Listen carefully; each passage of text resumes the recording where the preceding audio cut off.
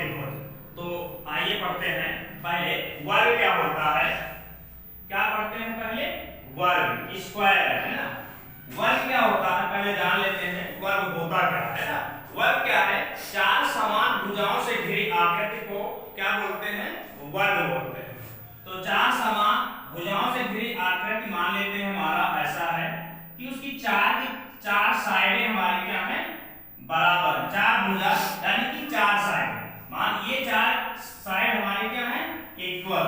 तो मान के चलते हैं कि इसकी एक साइड क्या हमारा है? ए, तो दूसरा भी ए होगा, तीसरा और चौथा सब क्या होंगे? इक्वल होंगे। तो अब हम आगे देखते हैं इसका क्षेत्रफल क्या होगा। तो लिखते हैं वर्ग का क्षेत्रफल, वर्ग का क्षेत्रफल, क्षेत्रफल होता है हमारा भुजा स्क्वायर, भुजा स्क्वायर। भुजा हमारा क्या है? साइड क्या है हमारी? ए है। तो साइड हमारी ए है तो स्क्वायर करेंगे तो क्या हो जाएगा? ए स्क्वायर। तो ये हो गया हमारा। इसके बाद वर्ग का क्या होगा? परिमाप। वर्ग का परिमाप हमारा कितना होगा? परिमाप। कैसे हम पता करेंगे कि इसकी माप कितनी है हमारी ना। तो परिमाप का मतलब उसकी चारों भुजाओं की माप कितनी। तो चारों को जोड़ेंगे, एक एक दो तीन चार जोड़ेंगे तो हमारा हो जाएगा सिर्फ एक ए लिख देते हैं। ए प्लस ए प्लस ए प्लस ए तो कितना हो गया? 4। चारों भुजाओं की माप भी हमारा परिमाप है, परिमित और परिधि जो बोलते हैं ना, तो सब एक ही है। तो इसका परिमाप हमारा क्या हो गया? 4a। तो ये हो गया। और क्षेत्रफल एक और होता है वर्ग का क्षेत्रफल। वर्ग का क्षेत्रफल बराबर क्या होता है? वर्ग का क्षेत्रफल 1/2 विकर्ण का स्क्वायर। विकर्ण मान लेते हैं हमारे क्या है? ये है विकर्ण। d1 d2 मान ले। और वैसे वर्ग की क्या होते हैं?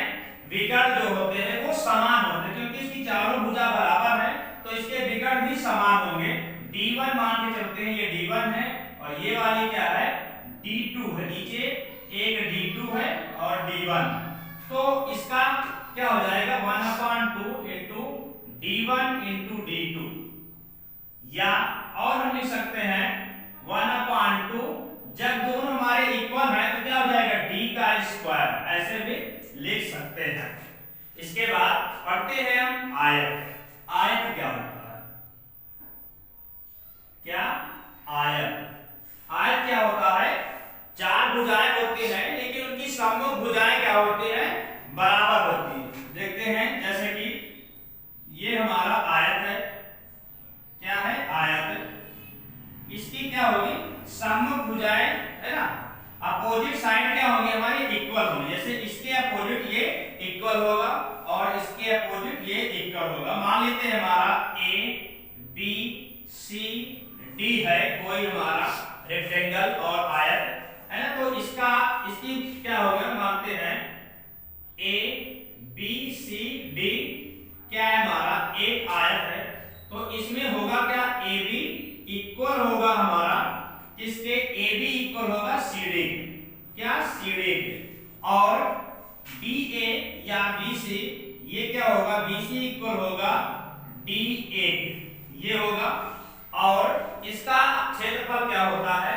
इसकी लंबाई को मानते हैं L, है ना, लेंथ, और चौड़ाई को मानते हैं ब्रेथ यानी B। तो इसका क्षेत्रफल होगा, आयत का क्षेत्रफल, आयत का क्षेत्रफल हमारा होगा A इक्वल टू लंबाई गुणे चौड़ाई, लंबाई गुणे चौड़ाई, लंबाई गुणे चौड़ाई। लंबाई को लिखते हैं L और चौड़ाई को B, तो हो जाता है हमारा क्षेत्रफल LB। अब इसका परिमाप निकालेंगे कैसे? इसमें भी चारों भुजाओं की माप हमें निकालना है। मान लेते हैं इसके माप हम निकाल रहे हैं। इधर की लंबाई L, ये है फिर B, फिर आगे जाएंगे ये दोनों इक्वल हैं तो ये भी हमारा क्या होगा? L होगा। और ये इधर आएंगे, ये दोनों इक्वल हैं एक दूसरे के, तो क्या हो जाएगा? ये हो जाएगा हमारा B।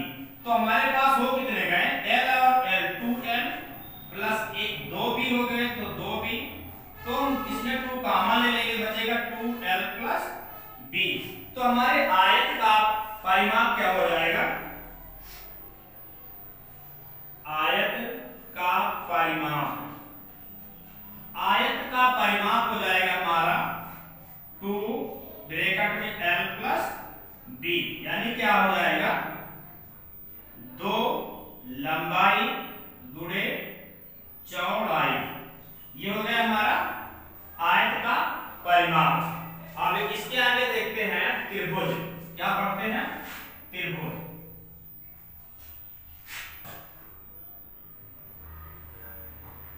त्रिभुज देखते हैं, मान लेते हैं त्रिभुज क्या होता है?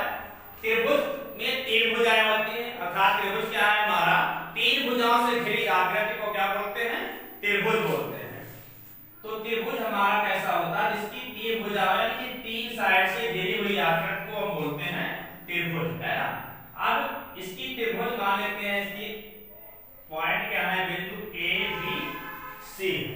तो और इसके साइड क्या है? एक ए है, एक बी है और एक सी है।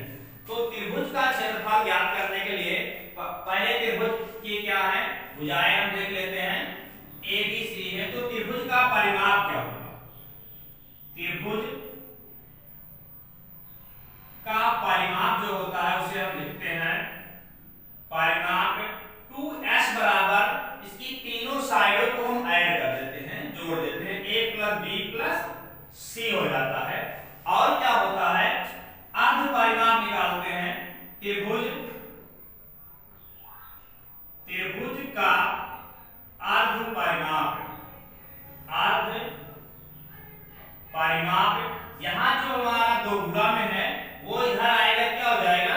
मल्टीप्लाई हो जाएगा, डिवाइड मल्टीप्लाई में डिवाइड हो जाएगा ना, गुणा में भाग हो जाएगा। 2s से s इधर जाएगा तो a plus b plus c upon 2 हो जाएगा।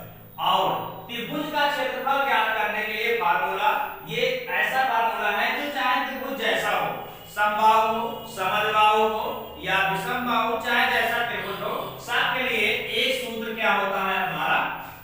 देखिए त्रिभुज का क्षेत्रफल, त्रिभुज का क्षेत्रफल ये होता है हमारा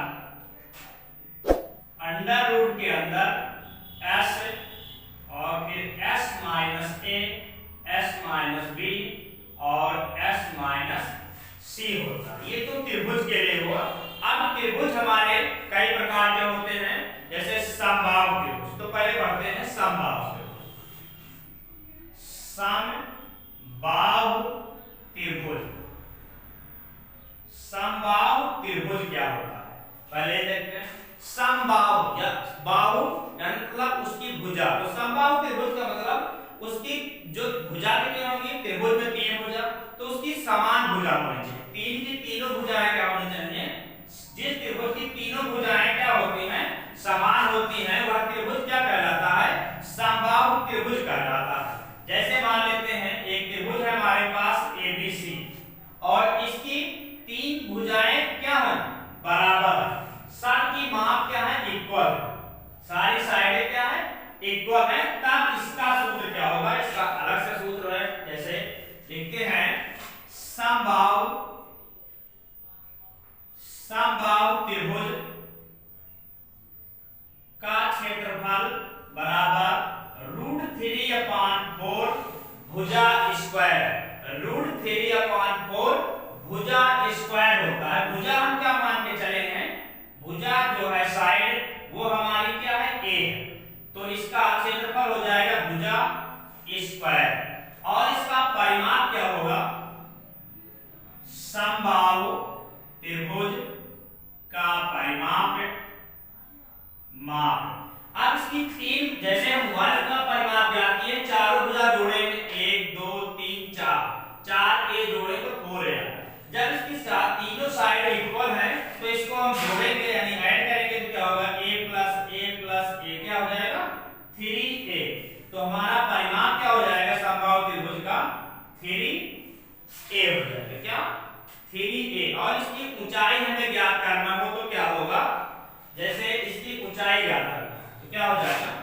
ऊंचाई, ये हो गया ऊंचाई, है ना।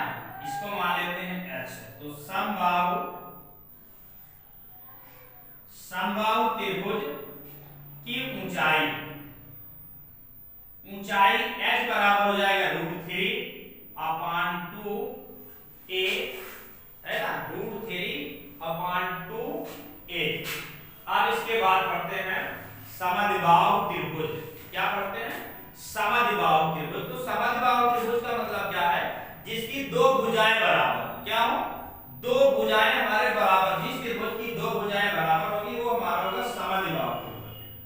समद्विबाहु त्रिभुज, समद्विबाहु त्रिभुज है ना, वह त्रिभुज जिसकी दो भुजाएं बराबर हो वो समद्विबाहु त्रिभुज कहलाता है। जैसे हमारे पास त्रिभुज है ए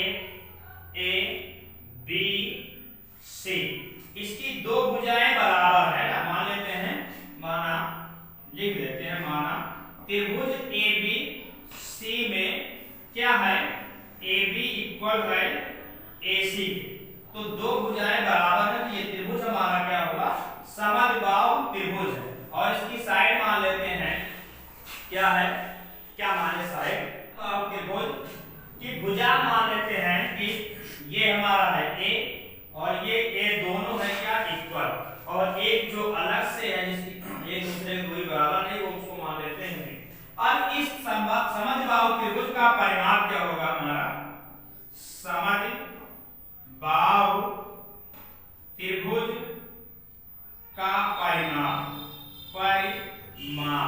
जैसे सब की माप हम ज्ञात करते हुए आए हैं, जोड़ते हुए, उसी तरह इसकी भी माप जोड़ेंगे, इसको इसको और इसको जोड़ेंगे, तो क्या हो जाएगा हमारा, एक ए, इधर जाते हैं दो ए, और इधर दूसरा ए हो गया, इधर आएंगे तो बी, तो इसका क्या हो जाएगा, ए 2a प्लस बी, तो हमारा क्या हो जाएगा परिमाप, समद्विबाहु त्रिभुज का परिमाप हो जाएगा 2a प्लस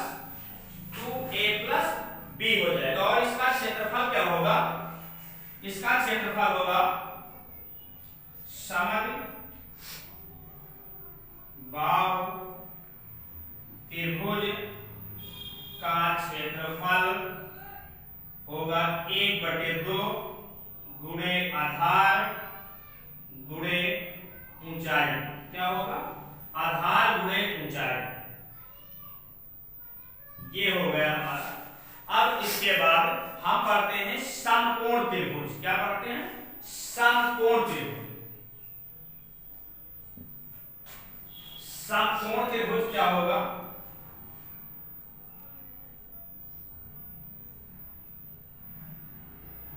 समकोण त्रिभुज, आइए देखते हैं कि समकोण त्रिभुज क्या है ना, समकोण त्रिभुज, समकोण त्रिभुज,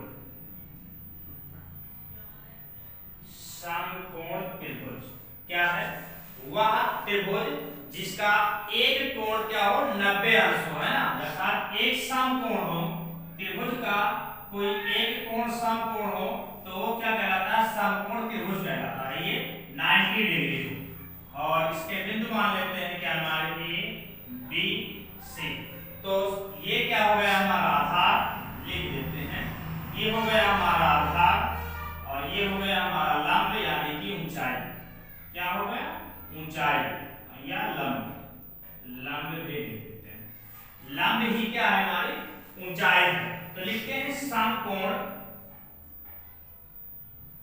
समकोण त्रिभुज का क्षेत्रफल हमारा होता है 1/2 आधार,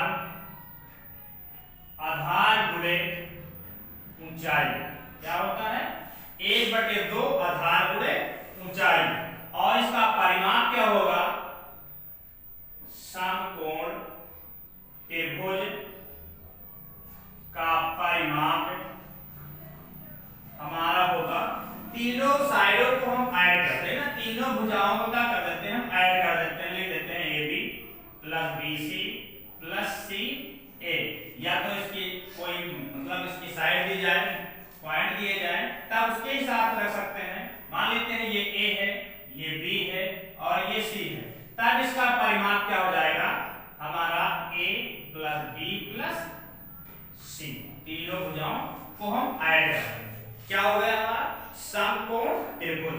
अब पढ़ेंगे हम समांतर चतुर्भुज, क्या चतुर्थभुज, समांतर चतुर्थभुज, क्या समांतर चतुर्भुज है ना, क्या कैसा होता है समांतर, हमें इसकी इसके बीच की दूरियां क्या होनी चाहिए हमारे, बराबर होनी चाहिए। इसके बीच की दूरी क्या, बराबर होनी चाहिए। मान लेते हैं ये बिंदु है ए बी सी डी, ये हमारा समांतर चतुर्भुज, तो ये क्या हो जाएगा हमारा एल मान लेते हैं, यहाँ से यहाँ तक है। इसकी ऊंचाई मान लेते हैं क्या है हमारा एच, क्या है एच है। तो इसका क्षेत्रफल क्या होगा हमारा, तो लिखते हैं समांतर चतुर्भुज का क्षेत्रफल बराबर, हमारा इसका क्षेत्रफल क्या हो जाएगा, लंबाई गुणे ऊंचाई, क्या हो जाएगा, लंबाई गुणे ऊंचाई, अर्थात लंबाई क्या है हमारा आधार है ना, ये जो आधार है इसको मान सकते हैं आधार गुणे ऊंचाई या लंबाई गुणे ऊंचाई में लिखें। तो आधार हमारा क्या है एल, लिखते हैं पहले तो आधार, सूत्र होता है आधार गुणे ऊंचाई, क्या होता है आधार गुणे ऊंचाई। तो इसका क्षेत्रफल हमारा हो जाएगा, आधार हमारा एल है और ऊंचाई क्या है हमारा एच, तो क्या हो जाएगा एल एच। और इसका परिमाप क्या होगा, जैसे सबका माप याद करते हैं उसी तरह ये एल है तो ये भी एल होगा, ये बी है तो ये भी बी होगा, ये इक्वल है। तो होगा क्या हमारा इसका परिमाप समांतर चतुर्भुज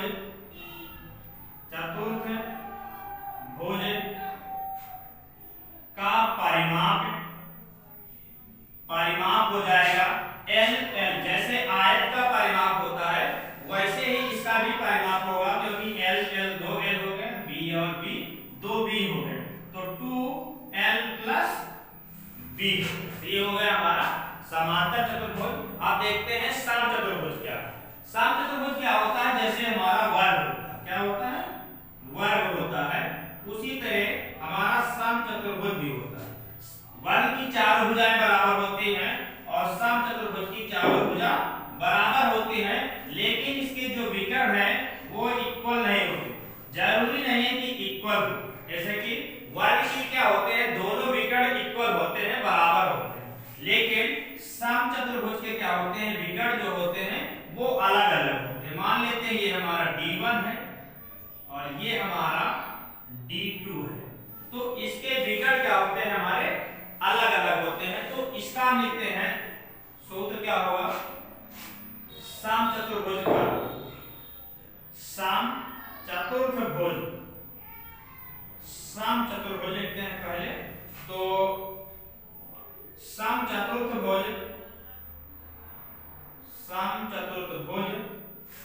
का परिमाप क्या होगा, जो वर्ग का परिमाप होता है वही सम चतुर्भुज का परिमाप हो जाएगा, क्योंकि ए और ए कितना हो गया 4a हो जाएगा, चारों को ऐड कर देंगे। तो आगे क्या होगा, इसका क्षेत्रफल क्या होगा, सम चतुर्भुज